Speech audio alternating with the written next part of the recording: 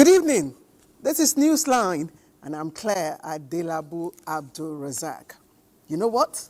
Nigeria is doing it again, giving us premium suspense. It's 1-1 as the second half kicks in. I'm talking about, of course, the playoffs in the World Cup. And our hearts right now are in the gym, literally. But I'll save the details for you in the news with Bade Adelaye. But tonight, we will serve you again with surprises that the heart can carry and the power of letting go. So, what do you do when life treats you well and words can't just carry, the feelings? Guess what? What happens after that? We'll follow the rhythm that makes life move in ways you never expect. Now, some of us have had those eerie experiences that send shivers down our spines. Tonight on Newsline, our correspondent will take us into the shadows of moments that make even the skeptics pause and wonder. This is your captain welcoming you aboard Newsline flight 9:00 p.m., departing from the network service of the NTA and en route across Nigeria. Our first stop tonight will be the newsroom, so please fasten your seatbelts. We're cleared for takeoff.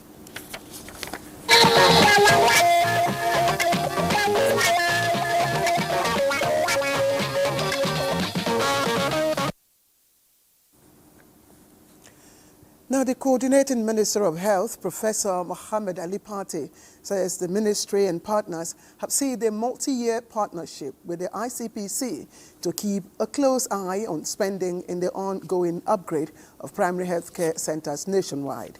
Now, under the deal, the ICPC will track and monitor projects identified by the National Primary Health Care Development Agency in real time before completion certification is issued. Professor Pate also notes that hundreds of performance and financial management officers are already on ground in all local government areas, working alongside the 774 National Head Fellows recently commissioned by President Bola Ahmed Tinubu. He says the move is part of a renewed push for integrity, transparency, and better value for Nigerians.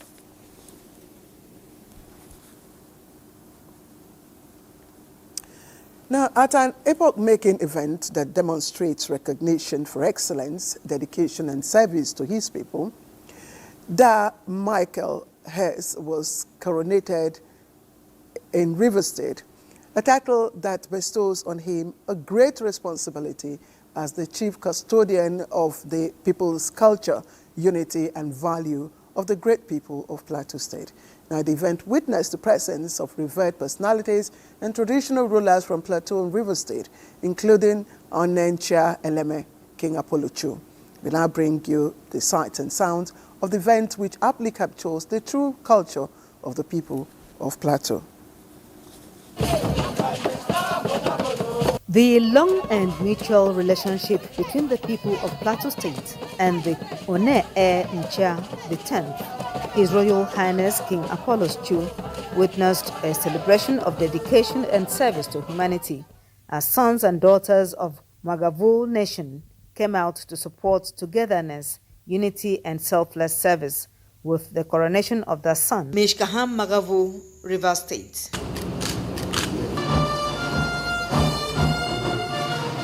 President, Mangu Local Government Traditional Council, His Royal Majesty Da John Putmang Herose, appreciates King Apollos II for his support and peaceful disposition, which is promoting harmonious relationship with the people of Plateau State. That today you are one of the chief children, you are one of the chiefs.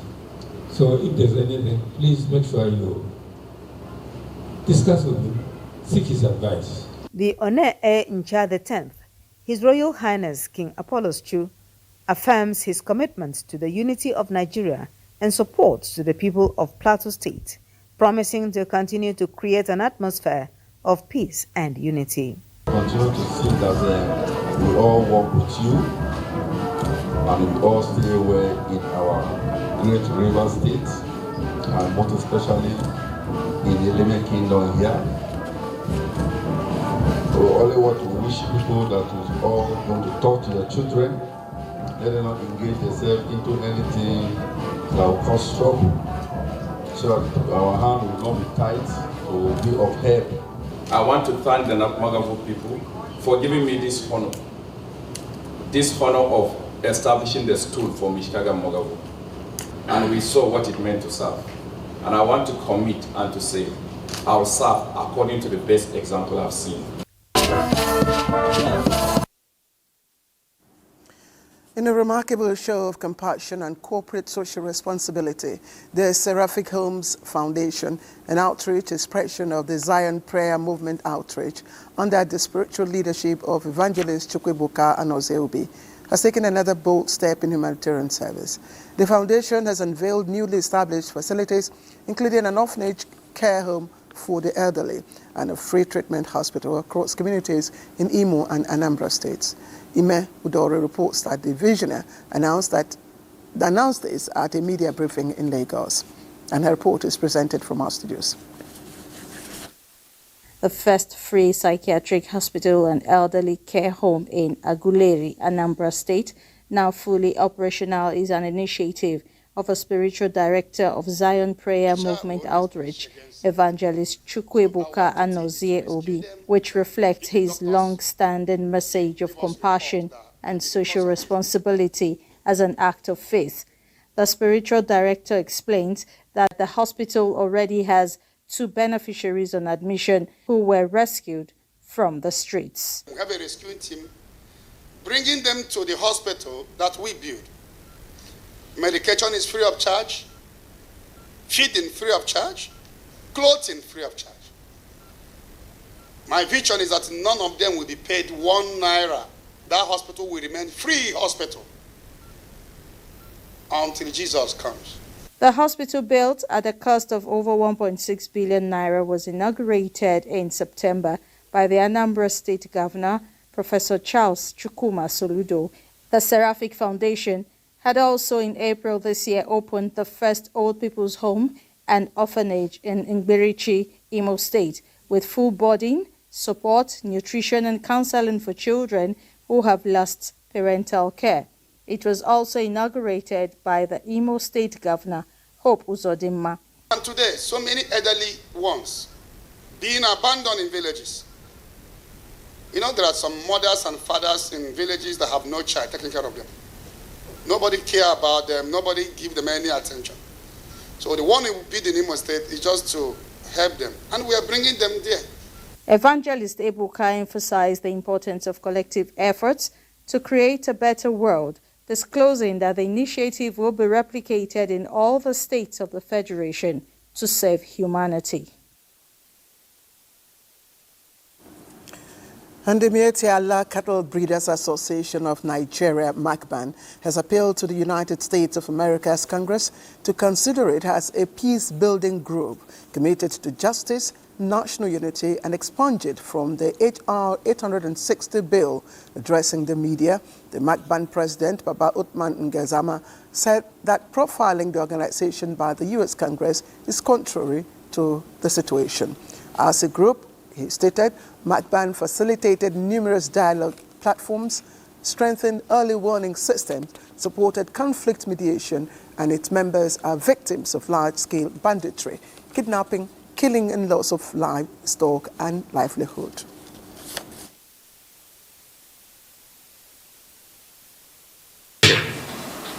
MACBAN affirms its dedication to peace, justice, and national unity. We will continue to work with security agencies, development partners, and government to address the root causes of conflicts and ensure that hardened and farming communities coexist in safety and mutual respect. In other news, the Department of State Services has arrested a suspected major arms supplier, Musa Abubakar, in a targeted operation that crippled a key weapons supply network tied to terrorist attacks in Plateau State and other parts of northern Nigeria. A statement by the DSS notes that Abubakar was intercepted on November 12, 2025, after weeks of surveillance and coordinated raid on his arms manufacturing workshop in the Misa Ali area of Basa local government area of Plateau State.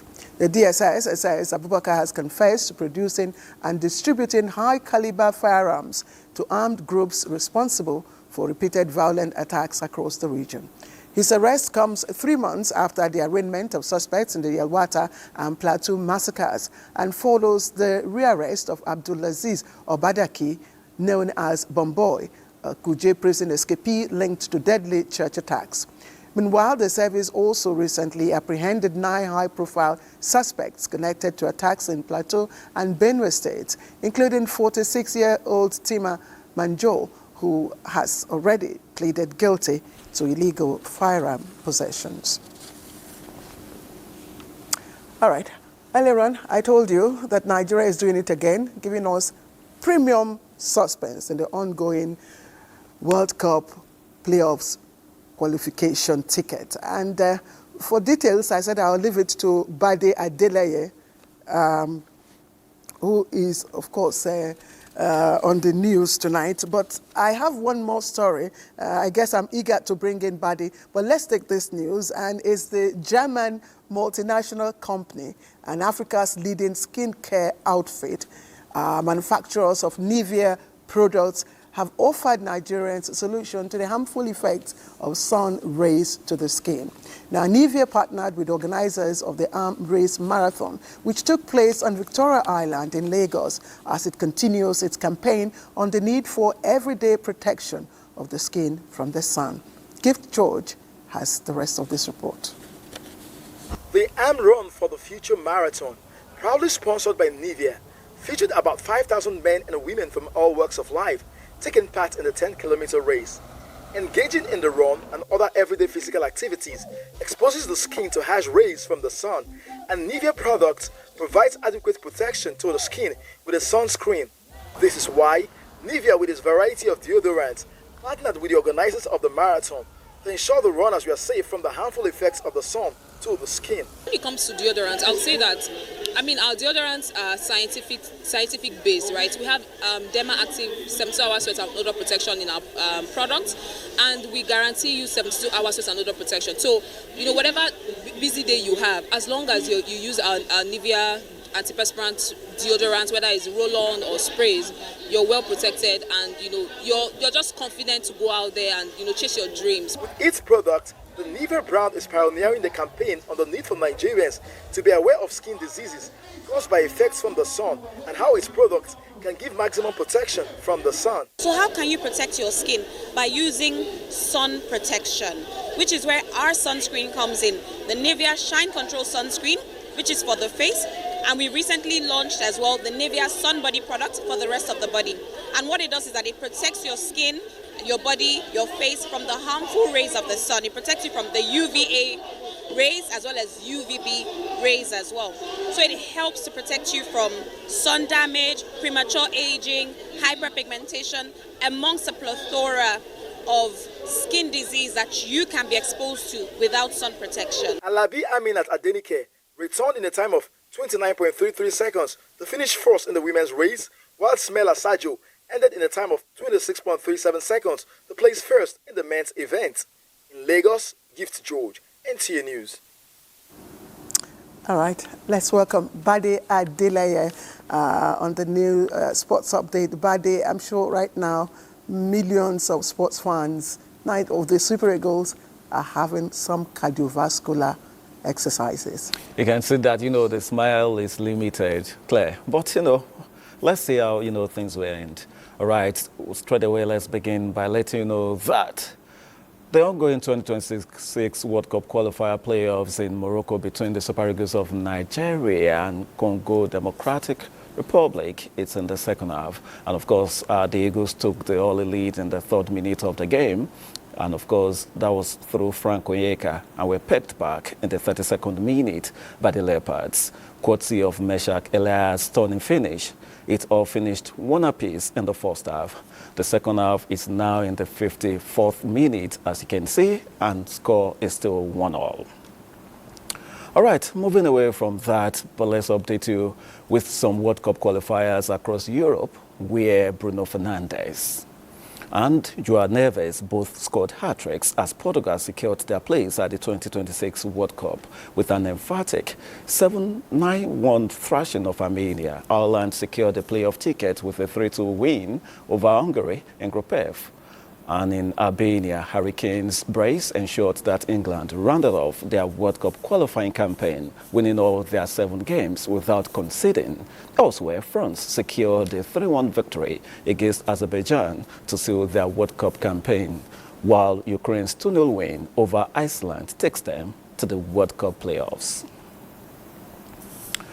And back to Nigeria, as we bring you some match day 13 results of the Nigeria Premier Football League, starting from Lagos, where goals from Joseph Arumalo in the 47th minute and Alade Balogun in the 53rd minute fired Ikorodu City to the top of the league on superior goal difference with 24 points. Also, where Nasarawa United were held to a 1-0 draw by Kun Khalifat, which leaves them in second spot.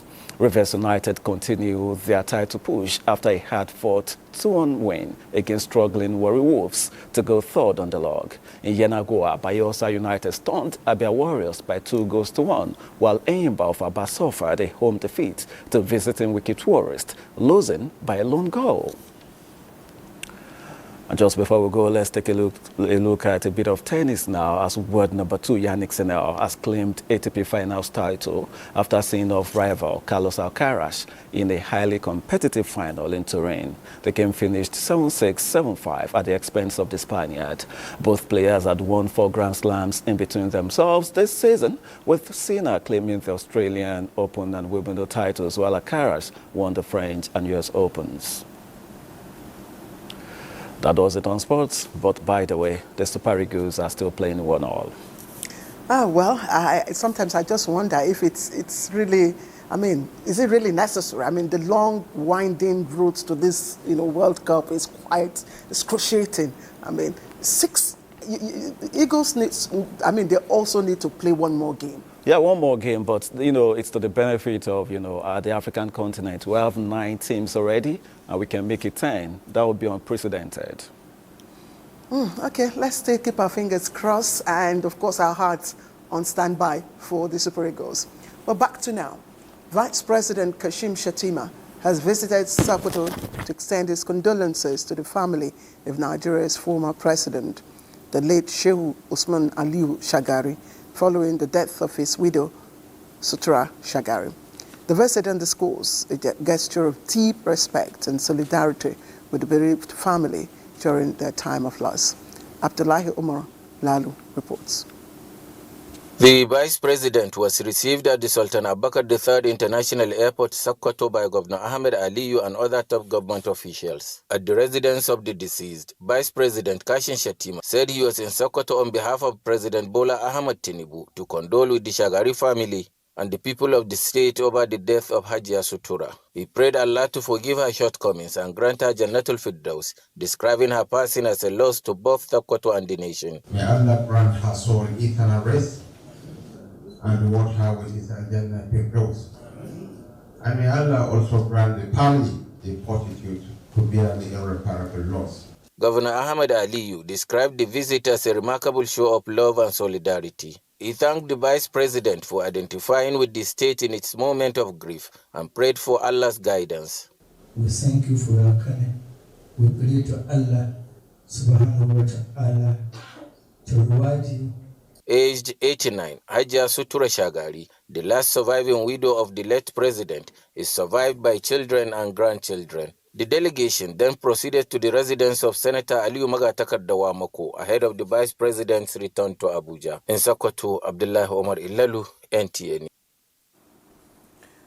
And Islamic scholars joined family members, associates, and professional colleagues to pay the last respect to one of NTA's finest sports reporters and former chairman NUJ FCT Council, late Ndamadu Sule. At a 3-day prayer, Tokwe Alabi reports that his life and times reflected deep commitment to service and integrity.